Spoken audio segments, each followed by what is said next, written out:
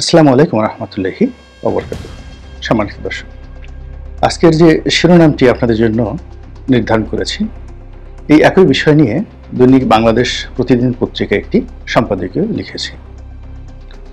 সম্পাদকীয়টি লেখার পর মনে হলো যে এই বিষয়টি নিয়ে কিছু কথা বলা যেতে পারে।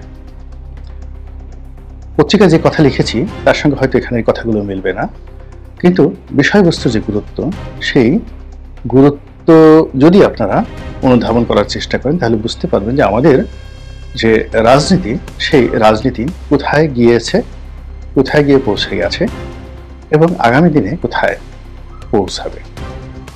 তার আগে আমি বলে নিই যে এখানে দুটো বিষয়, হাওয়াই চপ্পল এবং নাগরা জুতা। আপনারা যারা 70-এর দশকে শিশু এবং কিশোর ছিলেন তারা লক্ষ্য করেছেন যে শতকরা 99% লোক যারা জুতো পরতেন, এখানে হলো 100 জনের মধ্যে 90 জনই জুতো পরতেন না। আবহমান দরিদ্র বাঙালি, তারা ক্ষেত খামারে কাজ করতেন, খালি পায়ে মাইলের পর মাইল হেঁটে যেতেন। বাড়িতে বুড়ো মানুষ যারা রয়েছেন তারা বড়জোর খড়ম ব্যবহার করতেন। আর টায়ার, গাড়ির টায়ার দিয়ে এক ধরনের স্যান্ডেল তৈরি করা হতো, গরিব মানুষেরা সেই স্যান্ডেল পরে কখনো কখনো দূর দেশে যেতেন। এটা ছিল গরিবের জুতো এবং স্যান্ডেল। আর যারা নিম্নবিত্ত, মধ্যবিত্ত, এমনকি উচ্চবিত্ত ধনী, তারা বাটার তৈরি, তারপরে অন্য লোকাল কিছু কোম্পানির তৈরি প্লাস্টিকের জুতো পরতেন। কালো রঙের যে জুতো, এটিকে নাগরা জুতো বলা হতো। আবার একটু ডিজাইন করে সাদা রঙের বা অন্য রঙের প্লাস্টিকের জুতো কিন্তু মানুষজন পরত। এবং আপনারা জানেন যে প্লাস্টিকের যে কোনো জুতো এরকম বেশিক্ষণ পরে রাখা যায় না, মুজো দিয়েও পরে রাখা যায় না, গরম হয়ে যায়, পা ফুসকা পড়ে যায় পায়ে। ফলে যারাই এই জুতো পরতেন খুব স্বল্প সময়ের জন্য, 10 মিনিট 15 মিনিটের জন্য এই জুতো পরতেন। যদি এই জুতো পরে দীর্ঘ সময় তাদের কোনো পথ পাড়ি দিতে হতো, প্রায় সবাই খালি পায়ে যেতেন। তারপরে সেই জুতো বগল দাবা করতেন, হাতে করে নিয়ে হাঁটতেন। তারপর যে বাড়িতে যাবেন সে বাড়িতে যাওয়ার আগে তারা কোনো টিউবওয়েল বা পুকুরে হাত পা ধুয়ে, অনেকের আবার গামছা নিয়ে যেতেন পকেটে করে, ছোট ছোট গামছা, সেই গামছা দিয়ে মুছে জুতো পরে ভদ্রলোক সেজে তারপর তারা কোনো বাড়িতে মেহমান হতেন। এই গেল নাগরা জুতার 70 দশের কাহিনী।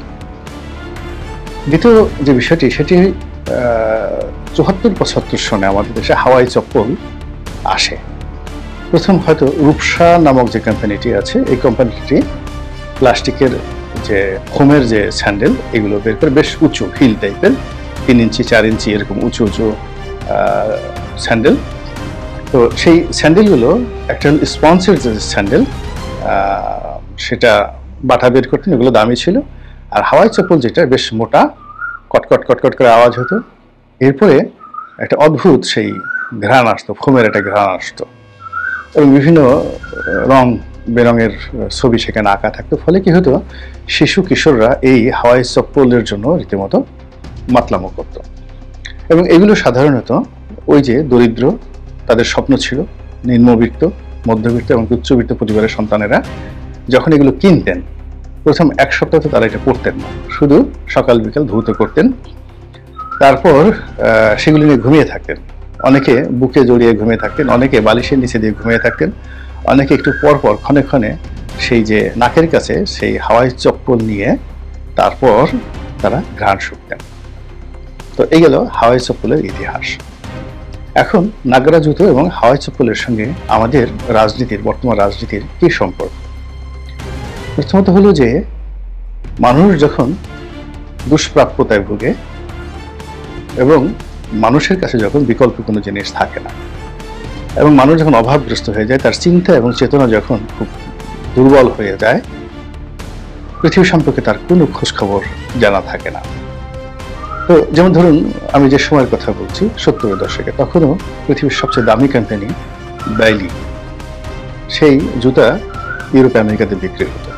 এখন সাধারণ মানের একটি বেইলি জুতার দাম 1 লাখ টাকা। এখন সেই সময় হয়তো 10,000 টাকা ছিল বা 5,000 টাকা ছিল, কিন্তু আমরা জানতাম না যে একটা চামড়ার জুতোর দাম এমন হতে পারে। এমনকি 50 টাকা 60 টাকা দিয়ে বাটার যে জুতোগুলো, সেগুলো 73-74 সনে কেনার মতো দুঃসাহস আমাদের গ্রাম বাংলায় কারোরই ছিল না।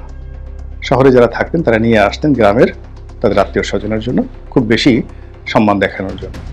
ফলে কি হতো, কম দামি এবং ব্যবহার অযোগ্য, মানে 5 মিনিটের বেশি বা 10 মিনিটের বেশি পায়ে দিয়ে ঘুরলে যেখানে ফুসকা পড়ে যায় সেই ধরনের নাগরা জুতো, কিংবা 2-3 দিন পরার পর যে জুতোটা মানে যে চপ্পলটা একটা সাইড বাঁকা হয়ে যেত, রং উঠে যেত।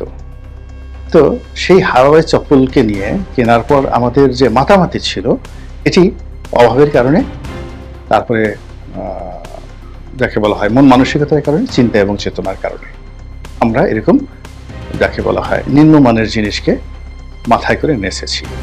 এই গেল এক। 2 নম্বর হলো যে যখন পায়ের জিনিস জুতো আমরা সেটিকে মাথার তাজ হিসেবে ব্যবহার করা শুরু করি, মাথার টুপি, তাহলে সেখানে কিরকম একটা পরিস্থিতি তৈরি হয়। ধরুন সম্রাট শাহজাহান, ব্রিটেনের রানী বা রাজা, এ যুগে যারা আছেন তারা মুকুট পরেন। সেই ব্রিটেনের রাজার মুকুটে এখনো সেই কোহিনূর হীরা শোভা পায়। তো এই রাজারা যদি অনেক সুন্দর সুন্দর নাগরা জুতা, তারপরে হাওয়াই চপ্পল, সেগুলো দিয়ে একটা মুকুট তৈরি করে আপনার সামনে বসে, তাহলে আপনি কি করবেন, কি বলবেন? কিন্তু এর চেয়ে ন্যাক্কারজনক ঘটনা কিন্তু অসভ্য জাতিগোষ্ঠীর মধ্যে হয়। যেমন দেখবেন অনেক উলঙ্গ জাতি রয়েছে, এখনো পর্যন্ত ন্যাংটা হয়ে থাকে। তো তারা করে কি, মহিষের শিংয়ের মধ্যে নিজেদের অন্ডকোষ এবং লজ্জাস্থান ঢুকিয়ে সেই মহিষের শিংটি তারা কোমরের সাথে বেঁধে, সুতো দিয়ে বেঁধে, তারপরে তারা সিংহাসনে বসেন, অর্থাৎ তাদের রাজাকে এইভাবে তারা উপস্থাপন করে। এবং এইভাবে একজন রাজা জাতিসংঘের অধিবেশনে পর্যন্ত তিনি এসেছিলেন। অনেক রাজা সম্পূর্ণ উলঙ্গ থাকেন, মাজায় বিভিন্ন রকম পশুর দাঁত, তারপরে পাখির ঠোঁট, পালক, এগুলো তার কোমরে, তার সে যে অনেক শিকার করেছে, বাঘ, সিংহ, হাতি, ঘোড়া, এগুলো তার কোমরে থাকে। আর তার মাথায় এরকম বিভিন্ন রকম দুর্লভ পাখির যে পালক, এগুলো তার মাথায় দিয়ে ঘুরে। আমাজনের জঙ্গলে এবং আফ্রিকার জঙ্গলে এরকম অনেক উপজাতি গোষ্ঠী পাবেন, তারা তাদের রাজাদেরকে এইভাবে সাজায়। তো কাজেই সভ্য জগতের যারা মানুষ, তারা মাথার তাজ কখনো হাতে নেয় না, এবং তারা মাথার তাজ এমনভাবে রাখে ওটা মাথার সমপর্যায়েই থাকে। দ্বিতীয়ত, অসভ্য যারা জাতি, তারা জুতো বা পায়ের যে কোনো পাদুকা তারা মাথায় তুলতে তাদের একটু দেরি লাগে না। আমাদের এই যে রাজনীতি, এই রাজনীতিটা থাকে কোথায়? আমাদের মস্তিষ্কে। রাজনীতি হলো হিউম্যান বিহেভিয়ারের সবচেয়ে দামি একটি বিষয়, সর্বোচ্চ একটি আর্ট, শিল্পকলা, সর্বোচ্চ সাহিত্য। এর চেয়ে বড় সাহিত্য আর হতে পারে না রাজনীতির চাইতে। তো এই রাজনীতির চাবিকাঠি, এটা কেবলই মস্তিষ্কে শোভা পায়।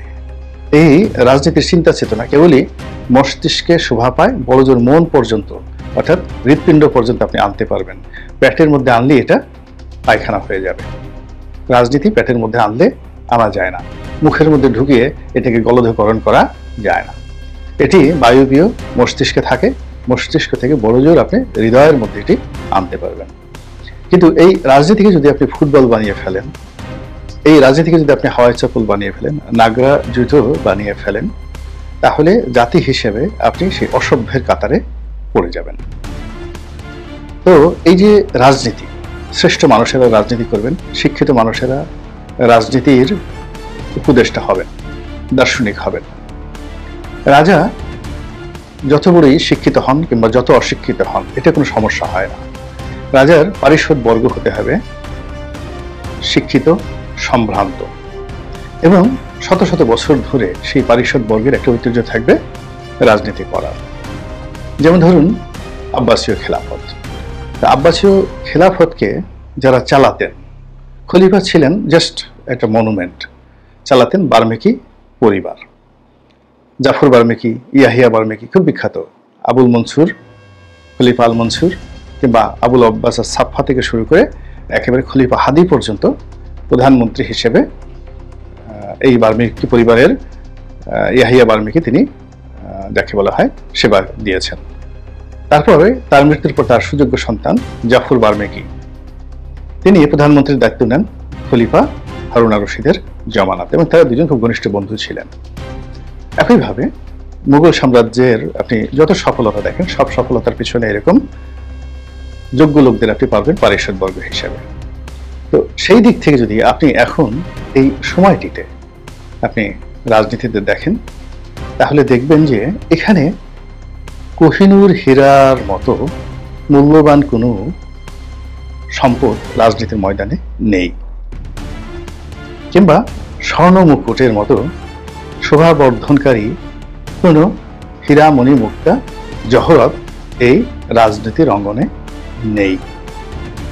এখানে প্রায় সব রাজনীতি দলকেন্দ্রিক, এবং দলকানা মানুষগুলো এরকম যে তাদের দলের যিনি নেতা তিনি যতই মন্দই হন না কেন, সবাই তাকে বলবে মাশাল্লাহ, সুবহানাল্লাহ, এ নেপোলিয়ন বোনাপার্টের চাইতেও বড় নেতা।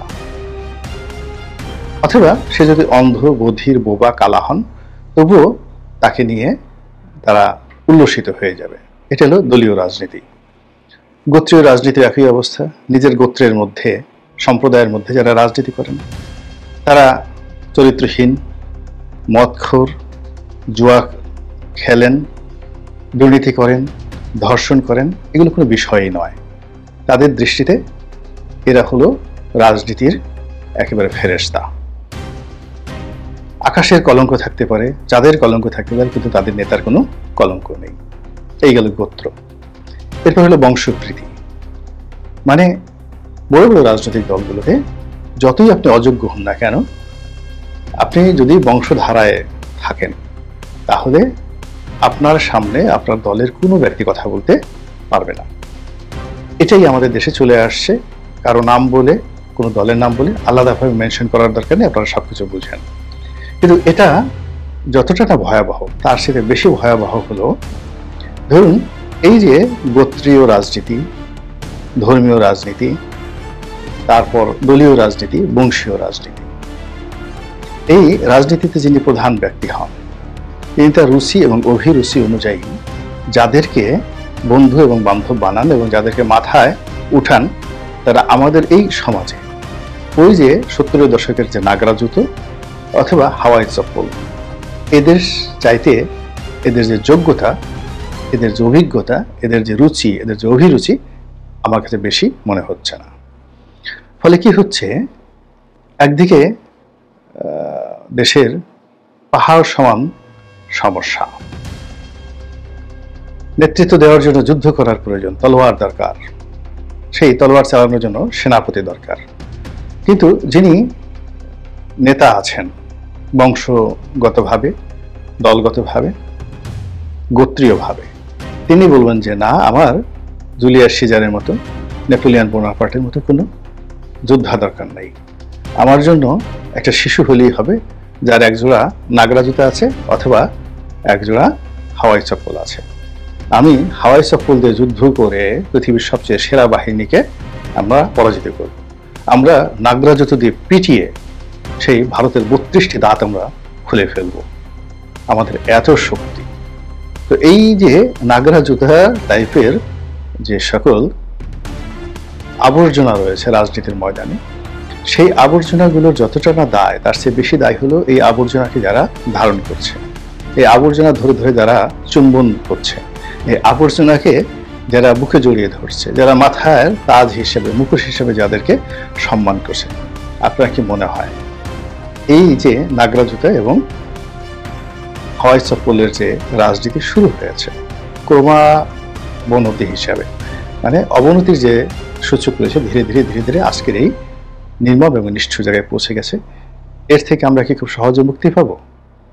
আল্লাহ আমাদের সবাইকে হেদায়েত দান করুন এবং হেফাজত করুন। আসসালামু আলাইকুম ওয়া রাহমাতুল্লাহ।